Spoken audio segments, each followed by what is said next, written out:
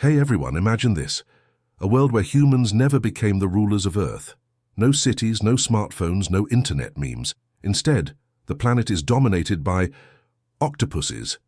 Yeah, those 8-armed, color-changing, super-smart creatures of the deep. Sounds wild, right? Well, buckle up, because today we're diving into a mind-blowing what-if scenario. What if octopuses evolved to rule the Earth? Octopuses are already the rock stars of the ocean. They've got 3 hearts, can change color to blend into anything, and have brains so clever they can outsmart a locked box to snag a snack. These guys are basically the Einsteins of the sea. But what if, millions of years ago, something flipped the script? What if a cosmic event, or maybe just pure luck, gave octopuses the chance to evolve into the planet's top species? No humans, just cephalopod supremacy. In this video, we're going to explore how octopuses could build a civilization, what their cities might look like, and whether they'd do a better job running the planet than we ever did. From underwater metropolises to a language made of colors, this is going to be one wild ride. So stick around as we dive deep into a world ruled by the ultimate brainy badasses of the ocean. Let's get started. First up, how did these squishy geniuses go from sea dwellers to world dominators? You won't believe what they're capable of. So how did these squishy brainiacs go from dodging predators in the ocean to becoming the rulers of Earth? Let's dive into the wild science and a sprinkle of imagination to figure out why octopuses could pull off this epic glow-up. First off, octopuses are already freakishly smart. These creatures have 3 hearts pumping blood to a brain that's basically a supercomputer for a sea creature. They've been caught on camera solving puzzles, unscrewing jars, and even escaping aquarium tanks like underwater Houdinis. Scientists have seen octopuses use tools like coconut shells to build shelters, which is a big deal in the animal kingdom. That's the kind of brainpower you'd expect from a species destined for greatness, but intelligence alone isn't enough to crown them kings of the planet. So, what gave them the edge? Picture this. Millions of years ago, something massive shakes up Earth. Maybe a comet slams into the planet, or a burst of cosmic radiation rewires the genetic code of life. Humans never got their shot. Primates didn't make it past the starting line, but octopuses, they were ready to shine. Their DNA is already a bit like alien code. Did you know they can edit their own genes to adapt to new environments? It's called RNA editing, and it lets them tweak their biology on the fly. In our alternate timeline, this ability goes into overdrive. A genetic mutation stretches their lifespan from a measly few years to decades, giving them time to pass down knowledge. Suddenly, octopuses aren't just surviving. They're learning, planning, and dreaming big. Now let's talk about their bodies, because those are the real MVPs. 8 arms, each packed with hundreds of suckers, are like Swiss Army knives of the sea. They can grab, twist, and manipulate objects with insane precision. Imagine an octopus tinkering with coral or shells, slowly figuring out how to craft tools. Over generations, those arms evolved to be stronger, more dexterous, maybe even capable of fine-tuned tasks like weaving fibers from seaweed. And don't sleep on their camouflage game. Octopuses can change color to blend into any background, which isn't just for hiding, it's communication. Their skin flashes patterns like a living LED screen, laying the groundwork for a language of colors and shapes. In a world where they're the top dogs, this could evolve into a complex system for sharing ideas. Way cooler than our boring old words. But what really sets them up for world domination? Their adaptability. Octopuses thrive in every corner of the ocean, from icy depths to tropical reefs. When the environment changes, say rising sea levels or shifting currents, they don't just survive, they innovate. In our story, as land becomes scarce, octopuses start venturing onto shore. At first it's clumsy. Their squishy bodies aren't built for gravity. But evolution is relentless. Their skin toughens just enough to handle air exposure, and their arms develop ways to move efficiently on land. Maybe they even evolve a way to store water, like internal hydration packs, letting them explore further. Before long, they're not just sea creatures, they're global citizens. Now here's the kicker. Octopuses don't think like us. Their brains are distributed across their arms, meaning each tentacle can act independently.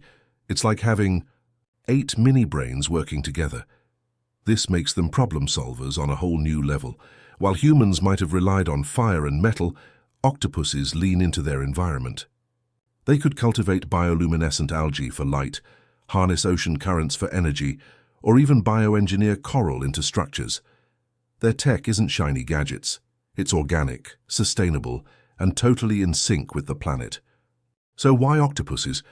Because they've got the brains, the bodies, and the adaptability to seize their moment. A cosmic fluke gave them the chance, and they ran with it. Or, well, slithered with it. Next up, we'll explore what their world looks like: sprawling underwater cities, a society built on colors, and a way of life that might just put humanity's track record to shame. Stick with us. This is about to get even wilder. We've seen how octopuses could evolve into Earth's top species with their genius brains, Swiss Army knife arms, and next-level adaptability. But what happens when these squishy masterminds start building a world of their own? Buckle up, because we're about to explore the mind-bending society of an octopus-ruled planet. Spoiler alert, it's unlike anything we humans could dream.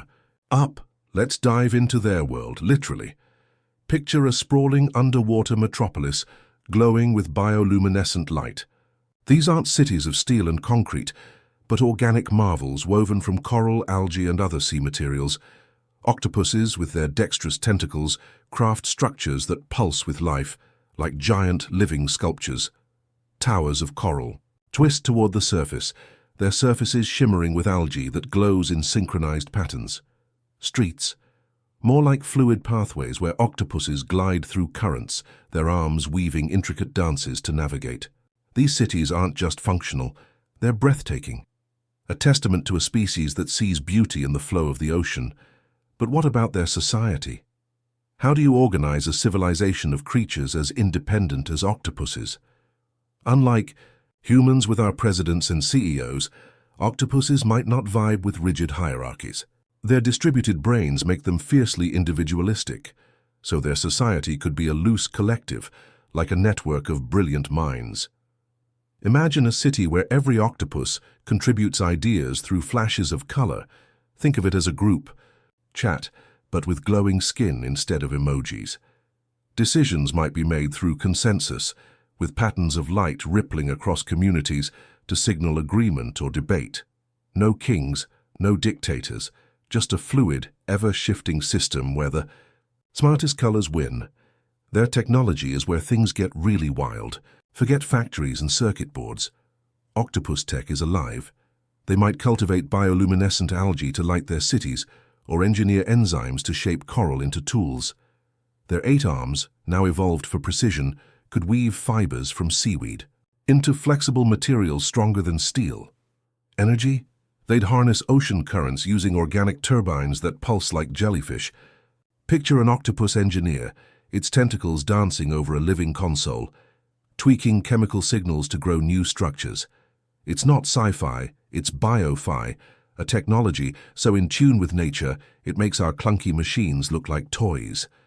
Now, let's talk culture, because octopuses would have style. Their language of color isn't just for communication, it's art. Imagine underwater galleries where octopuses project stories through cascading hues, their skin shifting to tell tales of ancient seas or cosmic origins. Music? Maybe it's low-frequency hums that ripple through the water, felt as much as heard. Their rituals could involve synchronized color displays, like a dance party crossed with a fireworks show. Every octopus is an artist, painting with its body, and their culture celebrates the individual while weaving it into the collective. It's a balance humans could only dream of striking. What about their values? Octopuses, with their short natural lifespans, might have evolved a deep respect for time. Their extended lives, thanks to that genetic fluke we mentioned, could make them obsessed with legacy, not in a selfish way, but as a drive to improve their world. They'd likely be hyper-aware of their environment, avoiding the pollution and destruction humans stumbled into. Their cities grow with the ocean, not against it, using resources that regenerate. Conflict? Sure, octopuses might squabble. Those arms could throw a mean punch, but their decentralized minds might favor cooperation over war. Why fight when you can outsmart? As they expand beyond the oceans, their society adapts. On land, they build dome-like habitats filled with water channels, letting them thrive in air while staying connected to their aquatic roots. Their global network links underwater and terrestrial cities through bioluminescent signals, like an organic internet. It's a civilization that flows, adapts, and dazzles, a world where intelligence and environment are one.